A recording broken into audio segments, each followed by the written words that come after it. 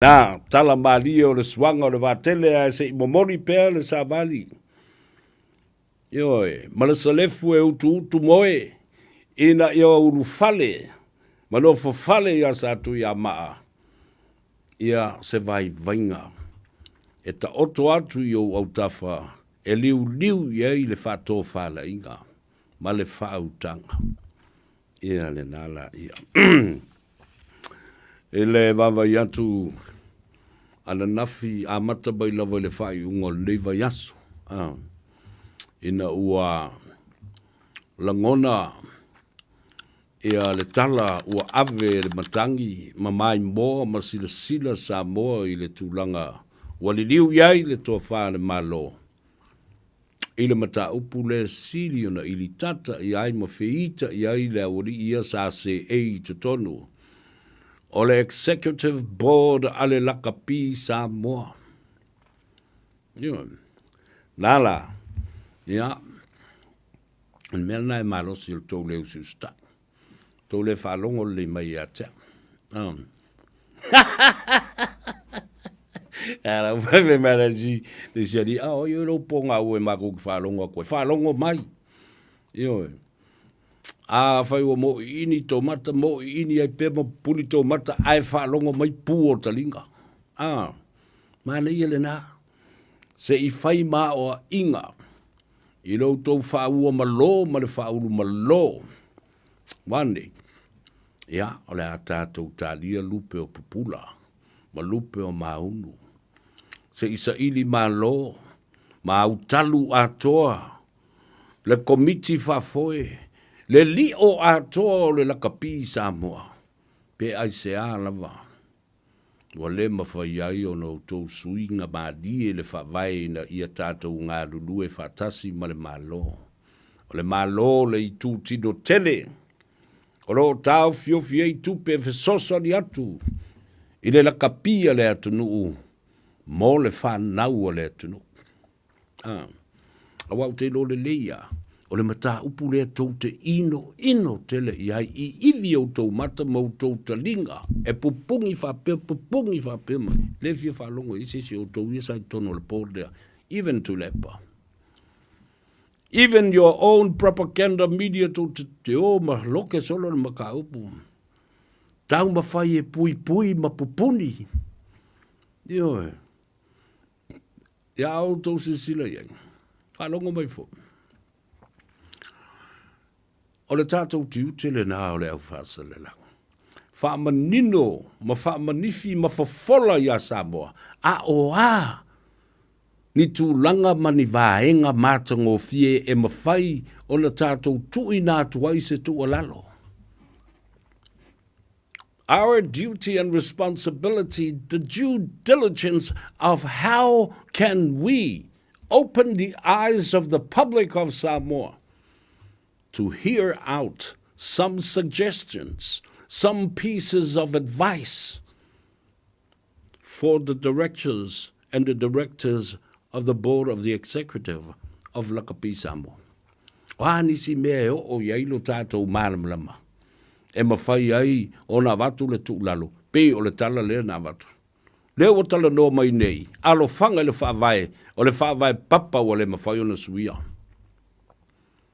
Oina whaia, o tātou ma o tau, ai mai sa o tau ia le HRPP o tau sei mai ma tō mai, le template o le whaavai o le sailinga, o teitai o le HRPP, e au mai e whao ngā, e whai ai le sailinga o teitai, o to tonu o le fono, whaavai o le Lakapi Samoa. Nāne me le titilo atu ia.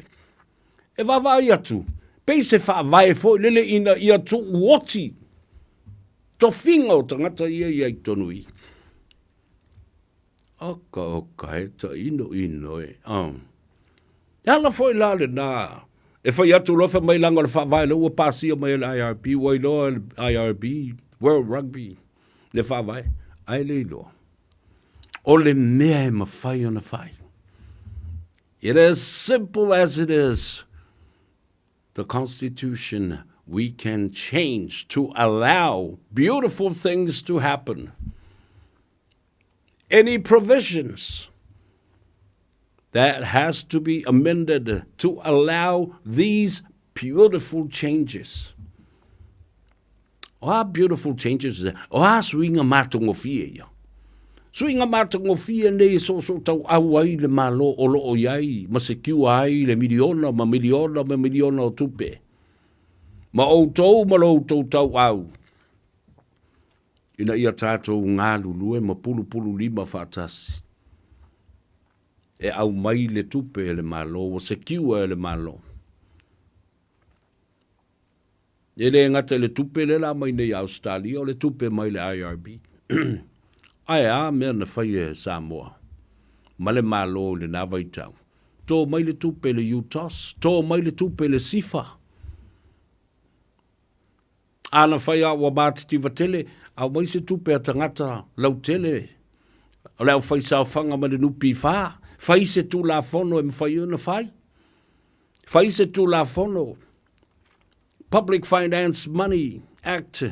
Tō mai se tupe le Central Bank le nale. Le whare tupe tūtu tonu mo le atunu. Aia, alus kako ai singa i le Asian Development Bank. Mai wakun whangua lele mao koua e mai sole se 10 milionga se whaiele au le akun ngei. Ere mera, ere inga mako kari ye te le pe a olo ana whaasole. Le mātou tāno ava mana i tō i ina ma. Oka le tele o mawhau whaunga le leima le mātango fie e mawhai o na whai. Pēana le tau tū ma tau fiofi i umaya tangata nei ma loka le whai tutoa. E le mawhai ai o na ulu whale le malo. E whaia. Se whai ngā pā anga whapea ma le lakapia Samoa. Kama le sila nai tūle mai. E se tūla whono. O le tālonga la kapi lea, ua mālosi tele atu nai le tūla whono, e whau ai tūla whono, o le Parliamentary o Samoa. What kind of power does Lakapi Samoa possess and obtain that diminishes the supremacy of Parliament of Samoa? O le mea nai o iai. O le mea nai o iai. The supreme law-making body, the Parliament of Samoa. Oi la se si whala popotonga I tu atu le mea lea. Pēana o manatu lo le malo, o le a whao ngā mai le pao o le Parliament. Pē o le mea lea na whao ngā se se ai e tuila epa le pao o le Parliament. Ina ua toi toso mai le mata upu of pule ai a tila. E whai atu le Parliament lona I unga. O le mea tonu ale nā whangue o I le mea lea. Ioi. Le ai sesi whala popotonga I tu atu o le tu la whono. E whau mai ai tu la whono o le Parliament. E siri atu lona malosi. I le malosi anga. O le whono whai tu la whono o le Parliament. A o whea a mata mai ai. A mata mea mai ai. Le minister o ta longa. Tusi le tula fono, whaofi le tula fono.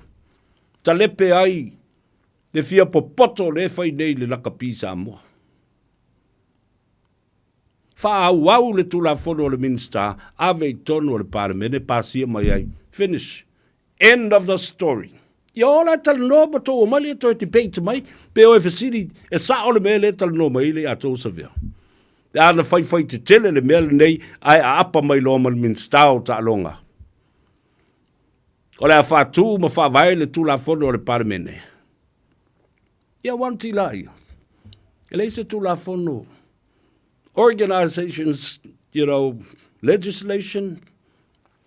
The supremacy of Parliament is supreme. Parliamentary supreme. Ia nalai. Watali atu le nā me I o tau mawhau whaunga I e. Kala usolo ma whaalelea solo. Ai le aini aa. Le aini aa mautu I ni whinaunga whaa. Le tūla whono e malosi ai. So you see? Whai atu haa ai whai ki kere ara kou whaalili I maro kou fia pupule ma le fia pule tutu. Wanti la ia. What now? Ia na. Nana mi milo tu au lauri. Wau kou tau wawa i le skali wha gangster len whaine lau.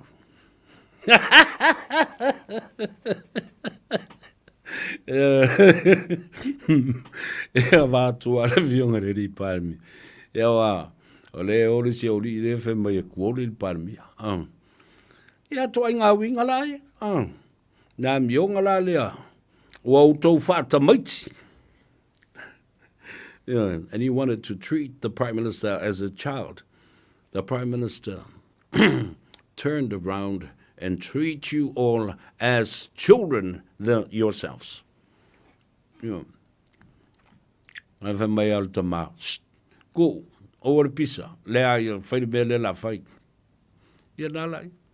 Tau te no nofo mau tau loto wa matua ti ngā mamasu fa sofa. Tau te le I mafau fawina. No tau manatu. Wa kona I na uli malana vaenga I le mawhai o na toi minoi se metas. E se senga o le malama I le tula fono fa vae male Male malama I polo kiki fa pena fo I ia le malama o le kuoli le ne whamai. Ia te lola le wingo le upulna o le kuoli I la o tusi lolomi fifi loi. Ai le kuoli ke le kuoli fai.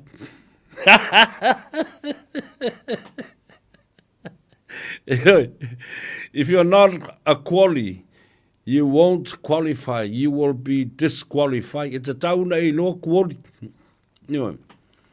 Umer quali na e aisi. E pambu faa tula fale e aisi faa fale upolu. It's a two-way street. It's a give and take. It is the name that underpins and the word that underpins the culture of Samoa. What is it? The reciprocal. The reciprocity of our culture is a concept that defines everything that has happened right to now. Can't you see? Huh? O le mea le nā, o le uputa ua le nā, I le tū maleanga I whanua. It is a concept. Reciprocity. Reciprocal. O le au mahi a vatu. Ai le o le a vatu, ai le ise me foi mai. Mea ngau a mea ie foi mai. O le anuenga la pe, le mea le na whaine le malo. A vatu le miliona, a vatu le 4 miliona, tā penanga o le au, a watu na le miliona, a la le mea le malo e mō mai. La le mea le malo e mō mai. O lo maua mai ai le wha masias. O lo maua mai ai le te. O lo maua mai ai le toso. O lo maua mai ai le whaalongo I te tai o le malo. Le usitai, le whaaloalo ma le mingao. I le whanonga ma le tō wha le malo. Ia nala. Dea la utou to e tofo lava ma utou to e inu iai. Ia. O le kula e dale nā le na palu tu lepa. Ia la utou e tofo lava ia. Ina ia. Ma utou umale sa se e tonu I whaafiti tele producer I lo wanga lelei. Le asa upapa ia kul kamara nganga e kango ia ngei. Keep you funny.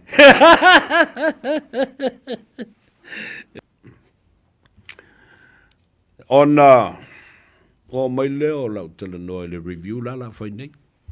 Le review la whai nei. O le wai ai ia sui o le IRP tonu o le atunu.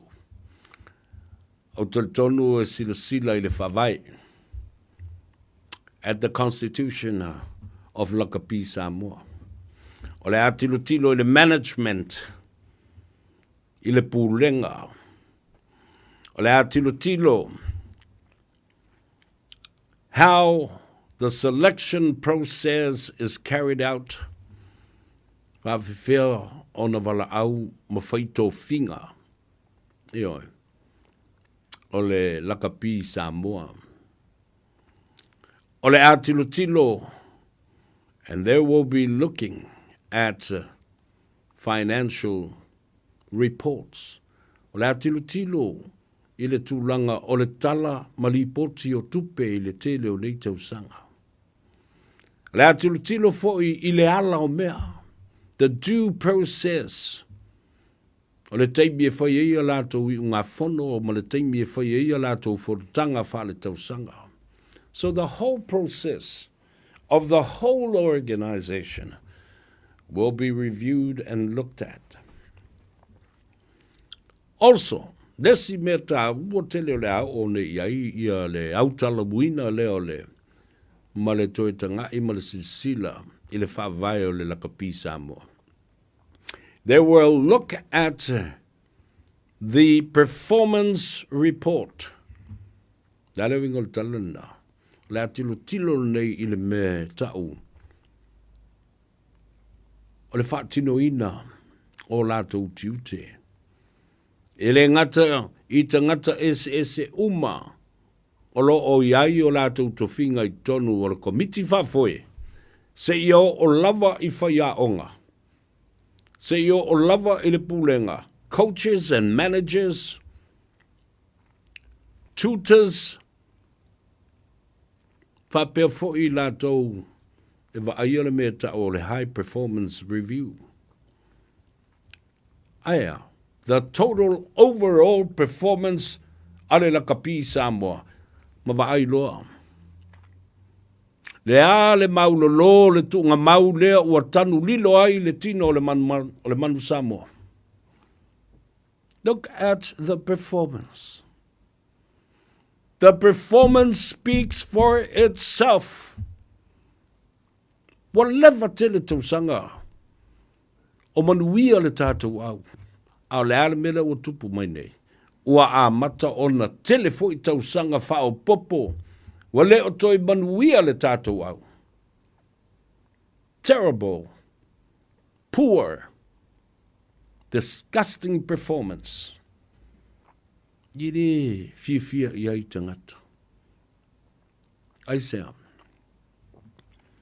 Tele le tupe whaalu. Ai le ai. Ni taunu unga lelei. Too much money. Too much talk. No performance. And no good results. That's simple. O le tāua I le bele na. Mana e pēn tau vesi nei o la sia la e wha awau na tū maua iai. O ia, ala mele uto ai. O le tūlanga tū lusfuru. Mai au uma le atunu, uma le lalo langi I atoa pēa wha tūlanga. Le sa uto sisila I al nafi. Ina ua wha tūlanga atu. El producer ma unei I le mea ua o il tātua. E mamau lo le loloto le pū. O lo o iai le tau whaitangi a we ma le lili vau o nifo. O le mea le nao le ta auto ai I le tino o le manu Samoa. A son tala noa tu fo I le atau sa fia. Na o le kama whale a lili le mea tu puna mai ai le ngor. O le tātou au.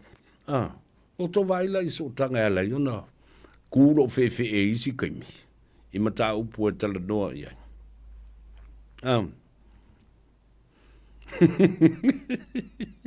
Wale I doe na wani I le po. Pea kai fiangi Panadol sa la wali ianga ingu. Wala au malo losi le na inu nei. E kau wha kea I le mea ka ore ko ke mi o le mo le tu o le fe o le tangata le whaali I tele. Ia mena o ia lele titile fo e. Tu lua se fulu sa moa mai au e lima se fulu mon tupo le lalang. Ai sili.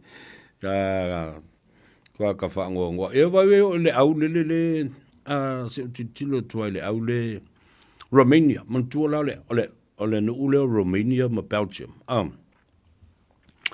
Ia pe o I e iai ia le tala fo I e whai aso ia seu manu.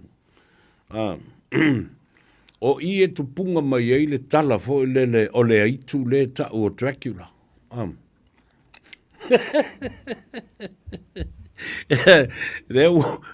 E umalo kako. O ye umalo la wali inga. Ya. O Dracula la nga o le iku kamalo. Ai o le ngol fa finge le ya tato le tu fa fide le ya tato e ngoya Dracula.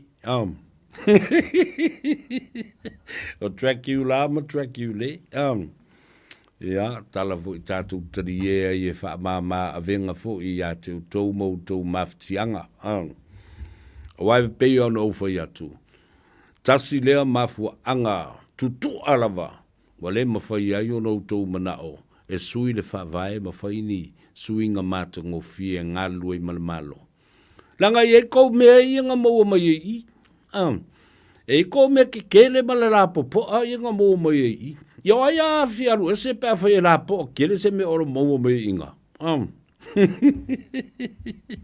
kalo fai le su e mea mare au ya le mela na tupu